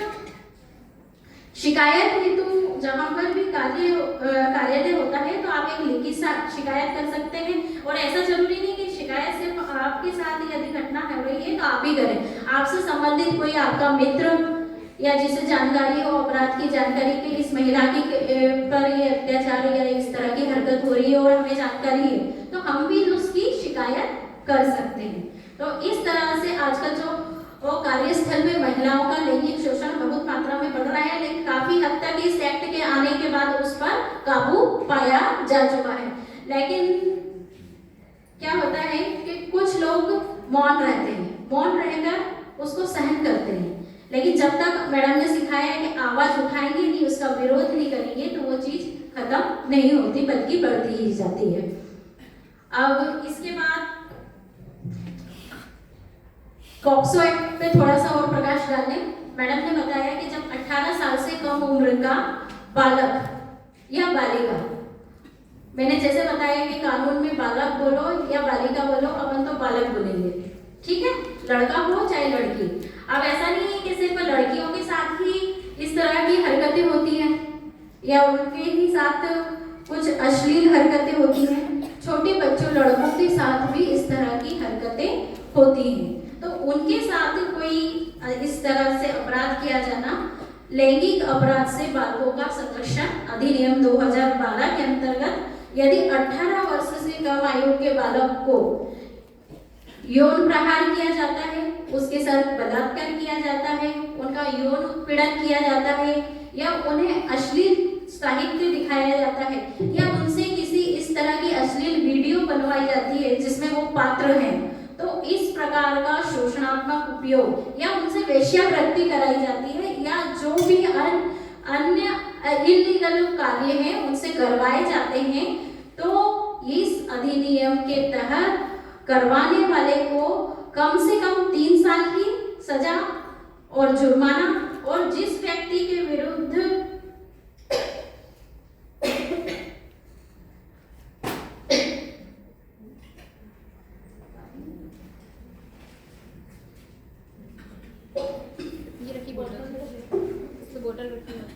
कम से कम 3 साल की सजा और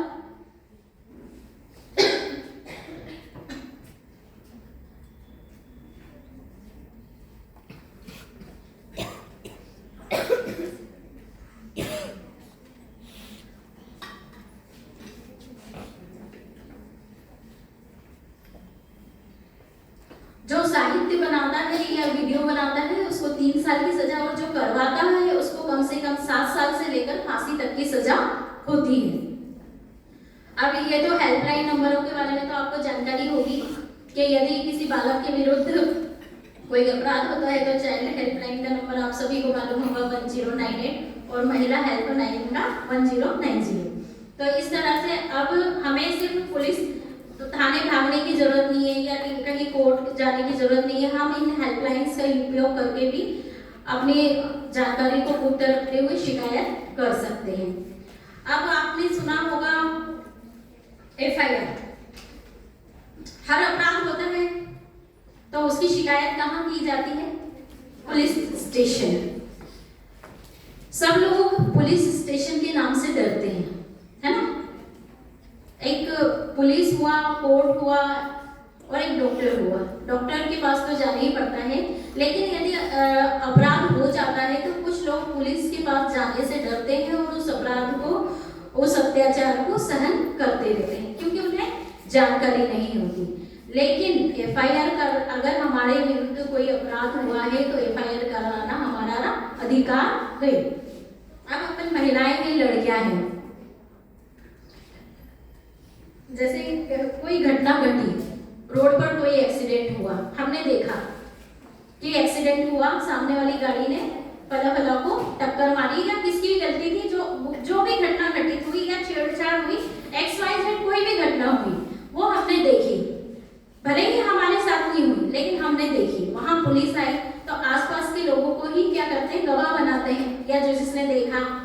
तो अगर मान लीजिए हम गवाह बन गए या हमारे खिलाफ ही अपराध हुआ है या हमें ही लग गई है या हमसे ही कुछ गलती हो गई जिससे सामने वाले को कोई क्षति पहुंच गई, तो इसके लिए क्या पुलिस के पास जाना पड़ेगा।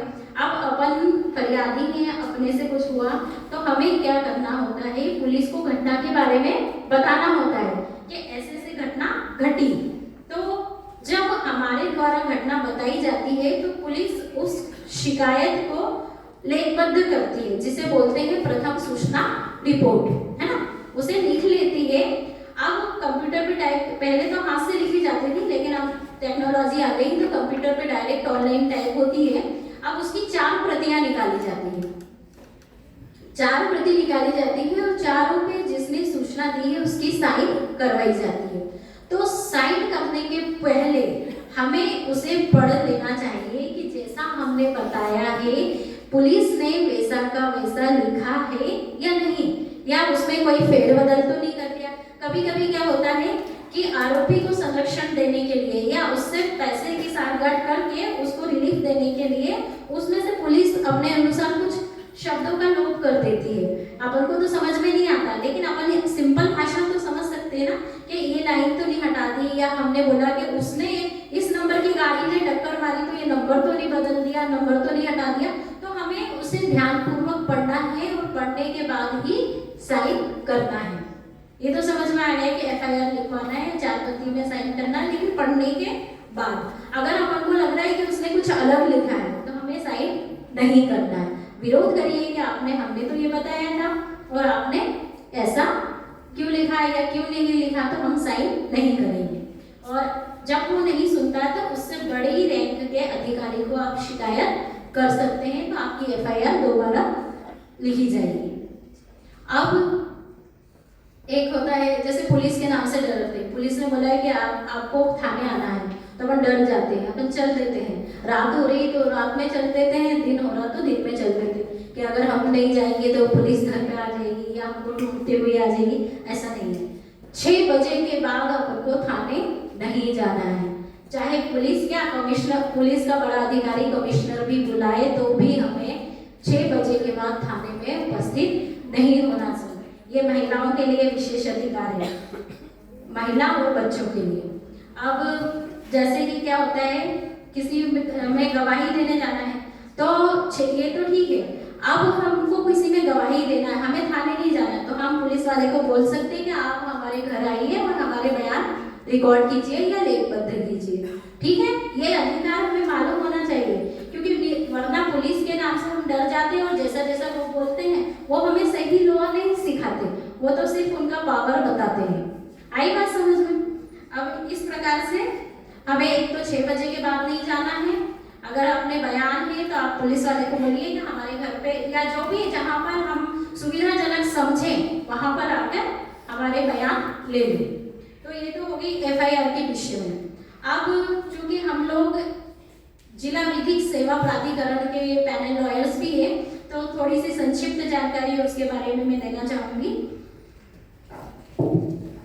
न्याय सबके लिए है, चाहे गरीब हो या अमीर हो, उसे न्याय प्राप्त करने का अधिकार है। अब ऐसा नहीं जैसे अपन ने बोला कि न्याय, तो न्याय से आपके दिमाग में क्या इमेज बनती है, क्या सोचते हैं? न्याय यानी कोर्ट, यही आता ना कि न्याय कहाँ मिलेगा? कोर्ट जाएंगे, न्यायालय जाएंगे तो हमें न्याय मिलेगा। अब चाहे अपन ने अपराध किया हो या अपने विरुद्ध अपराध हुआ हो या अपन से संबंधित किसी व्यक्ति के साथ घटना घटी हो, तो हमें पुलिस स्टेशन के बाद कहाँ जाना पड़ता है? न्यायालय जाना पड़ता है। हमें किसी भी प्रकार की रिलीफ प्राप्त करने के लिए न्यायालय जाना पड़ता है। आप बोले तो न्यायालय जाएंगे तो खर्चा होगा यानी पैसे चाहिए, वकील साहब की फीस चाहिए, तमाम भागदौड़ होगी, ये होगा वो होगा, ऐसा नहीं है। अगर व्यक्ति गरीब है तो भी उसे न्याय प्राप्त करने का अधिकार है। अब विधिक सहायता के माध्यम से आपको निःशुल्क विधिक सहायता उपलब्ध कराई जाती है। निःशुल्क आपकी तरफ से पैरवी करने के लिए वकील मिलता है। यदि आपसे अपराध हो तो भी वकील मिलेगा, यदि आपके विरुद्ध अपराध हुआ तो भी आप निःशुल्क वहां से वकील की सेवाएं प्राप्त कर सकते हैं। जैसे कि अगर सलाह भी चाहिए हो तो निःशुल्क प्राप्त कर सकते हैं, केस लगवाना हो तो भी निःशुल्क लगवा सकते हैं। केस में सारे प्रकार के केस आ जाएंगे। अब आप सोचते हैं कि सिर्फ लड़ाई झगड़े के केस ही होते हैं, जिसको बोलते हैं फौजदारी केसेस, लेकिन इसके अलावा दीवानी प्रकृति के केसेस भी होते हैं। दीवानी यानी जो जमीन जायदाद से संबंधित होते हैं, मकान, दुकान, प्रॉपर्टी, जमीन, इससे संबंधित जो केस होते हैं उसको सिविल नेचर की सूट बोलते हैं। तो इस प्रकार के केस लड़ने के लिए भी आपको वकील की सहायता मिल सकती है। इसके अलावा जो फैमिली मैटर होते हैं, पारिवारिक केस, जैसे तलाक के हुआ या बच्चे की कस्टडी का हुआ या भरण पोषण का हुआ, तो इसके लिए भी विधिक सहायता उपलब्ध होती है। अब विधिक सहायता के पात्र कुछ व्यक्ति हैं, उसमें सबसे पहला बिंदु है महिलाएं। समस्त महिलाएं और बच्चे, चाहे किसी भी उम्र, जाति या किसी भी वर्ग की हो, वो विधिक सहायता प्राप्त करने की अधिकारी होती है। दूसरा होता है जो व्यक्ति जेल में हो, जेल में जो वृद्ध है वो विधिक सहायता प्राप्त करने का अधिकारी हो, जो कर्मकार हो, जो SC/ST का सदस्य हो, चाहे वो पुरुष भी हो वो उसमें शामिल हो जाएगा। समस्त SC/ST के सदस्य विधिक सहायता प्राप्त कर सकते हैं। इसके अलावा वह व्यक्ति जिसकी वार्षिक आय 2 लाख रुपए से कम हो वो भी निःशुल्क विधिक सहायता प्राप्त कर सकते हैं। तो इस प्रकार से व्यक्तियों को या नागरिकों को विधिक सहायता मुहैया करवा के न्याय प्रदान किया जाता है। सिर्फ पैसों के पीछे वो न्याय से वंचित नहीं रह सकते। तो काफ़ी कुछ मैंने कवर करने की कोशिश की है। यदि मैडम श्रीवास्तव मैडम बताए यदि कुछ छूट रहा हो तो मैं उसे नहीं बोलूँ। आप सब लोगों का इतना अमूल्य समय लिया, बहुत बहुत धन्यवाद।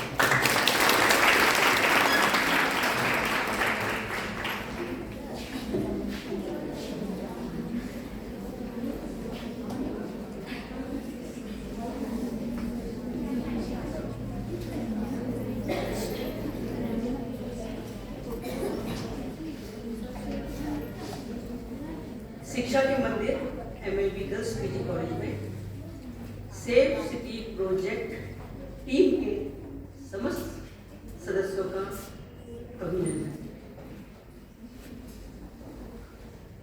आज का जो हमारा विषय था सुरक्षित सार्वजनिक स्थल एवं महिला जागरूकता, महिला एवं बालिकाओं के प्रति सम्मान एवं छेड़छाड़ मुक्त शहर का निर्माण करना। काफी देर से लगभग 1.5 घंटे हम लोगों ने इस पर व्याख्यान भी सुना और परिचर्चा भी की। ये एक बहुत महत्वपूर्ण विषय है जिस पर हम लोग लगातार काम कर रहे हैं। महिलाओं से संबंधित जितने भी कानून हैं वह प्रत्यक्ष या अप्रत्यक्ष रूप से महिलाओं के साथ, बच्चियों के साथ, बच्चों के साथ किसी भी प्रकार की हरकत होती है उस सबसे संबंधित जानकारी आज हमको सुश्री भारती श्रीवास्तव मैडम, डॉक्टर पिंकी सुनहरा मैडम, पूजा छेत्रपाल जी द्वारा दी गई, साथ में अप्रत्यक्ष रूप से मुकेश मंजे जी जो भी हाईकोर्ट लॉयर हैं उन्होंने ये जानकारी दी। हमारे बीच में हाईकोर्ट के लॉयर और साथ ही महिला एवं बाल विकास विभाग की एक सदस्य मौजूद हैं। जितनी भी जानकारी प्राप्त हुई है उसको 2 भागों में मैं बांटूंगी, एक प्रत्यक्ष और दूसरा अप्रत्यक्ष, एक बाह्य या आंतरिक। बहुत सारे वह अपराध गतिविधियां या हरकत जिसको हम लोग बोल सकते हैं, अपराध के क्षेत्र में आएगा तो बोलचाल की भाषा में हरकत एक शब्द आता है। तो कुछ गतिविधियां या हरकतें वह होती हैं जो हमें बाह्य रूप से दिखाई देती हैं या बाह्य क्षेत्रों में होती हैं। उसके अलावा बहुत सारी गतिविधियां वह होती हैं जो आंतरिक होती हैं या 4 दीवारी के अंदर होती हैं और सामान्य तौर पर उनका कोई प्रत्यक्ष गवाह नहीं होता। सबसे सुरक्षित जगह जो महिलाओं के लिए है वो है उनका घर। घर के बाहर निकलते हैं तो हमारा अपना कोई भी नहीं है और उधर हर महिला, हर लड़की सावधानी के साथ आगे बढ़ती है, लेकिन जो उनका अपना घर है जहां वह पूरी तरह से सुरक्षित अपने आप को महसूस करती है, जो उनके नाते रिश्तेदार हैं, जो उनके परिचित हैं, जो उनके भाई हैं, दोस्त हैं, चचेरे ममेरे फुफेरे भाई बहन हैं, पापा के या भाइयों के दोस्त हैं जो बचपन से घर में आते रहे हैं और बहन बेटी के जैसा बेटियों को मानते थे। उस सुरक्षित जगह पर यदि उनके साथ अपराध हो रहा है, और मुझे लगता है कि सबसे ज्यादा खतरनाक वही अपराध है। घरेलू हिंसा के बारे में जो हमको बताया गया है, लॉकडाउन पीरियड में पूरी दुनिया में 80% तक घरेलू हिंसा में वृद्धि हुई थी। घरेलू हिंसा के विविध रूप हैं, वो मैडम लोगों ने आप लोगों को बता दिया है। बहुत सारे क्षेत्र थे, उन्होंने शारीरिक, मानसिक, मनोवैज्ञानिक और आर्थिक अपराध जो बेटियों के प्रति हो रहा है या आज के ज़माने में बच्चों के प्रति, लड़कों के प्रति भी सेक्सुअल हरासमेंट हो रहा है।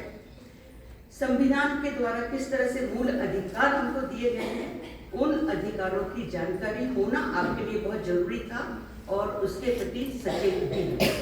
यदि आपके पास जानकारी नहीं है तो आप जागरूक नहीं होंगे। जागरूक होने के लिए आप किस तरह से इन अपराधों से या अप्रत्यक्ष रूप से जो घटनाएं हो सकती हैं उनसे आप बच सकते हैं।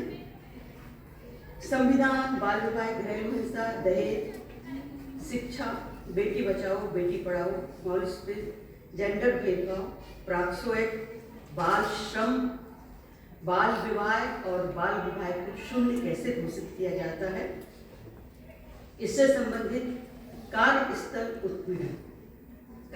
उत्पीड़न जिसमें संगठित संस्थाएं आएंगी, असंगठित संस्थाएं भी आएंगी, संगठित श्रमिक भी आएंगे और असंगठित रूप से जो कार्य करता है या एकल रूप से कार्य कर रहा है वही भी आएंगे। इन सभी के बारे में हमको आज जो जानकारी प्राप्त हुई है उसके लिए समाजशास्त्र विभाग, हमारा महाविद्यालय आप सभी के प्रति बहुत अधिक आभार व्यक्त करता है और मैं उम्मीद करती हूँ कि आगे हमको किसी की कोई भी जानकारी हमको चाहिए होगी, हम आप लोगों को फिर से तकलीफ देंगे। साथ ही यदि आप लोग अनुमति दें तो आप लोगों के मोबाइल नंबर भी मैं लड़कियों को दे सकती हूँ, तो वो लड़कियों को मैं दे सकती हूँ। तो आप भी यदि कभी भी आपको लगता है कि आप कंफ्यूज हैं, आपके साथ कुछ हुआ है या किसी और के साथ हुआ है और आपने देखा है, हाँ, तो आपको उस जगह डरना नहीं है। ये बहुत बड़ा हमारा अप्रत्यक्ष सहयोग है सेफ सिटी बनाने में कि आप संबंधित अधिकारी को या किसी से भी आपके टीचर्स तो आपके साथ ही हैं, उनसे आप किसी प्रकार की मदद ले सकते हैं। आपको कोई भी संदेह है, आपको कोई भी डाउट है तो वो आप क्लियर कर सकते हैं। सभी का आभार और साथ ही आप लोगों ने अपना जो समय दिया, कुछ लोगों के दूसरे पीरियड भी छूटे हुए हैं, आप लोगों के लिए भी बहुत बहुत आभार। हमारे साथ में आज़ादी का अमृत महोत्सव की टीम जो भी मौजूद है, Pooja madam, Yogita madam, Vinita madam, उनके लिए भी मैं आभारी हूँ। साथ ही महाविद्यालय परिवार के जिन सदस्यों ने प्रत्यक्ष और अप्रत्यक्ष रूप से सहयोग दिया है, समाजशास्त्र विभाग उन सभी के प्रति आभार व्यक्त करता है।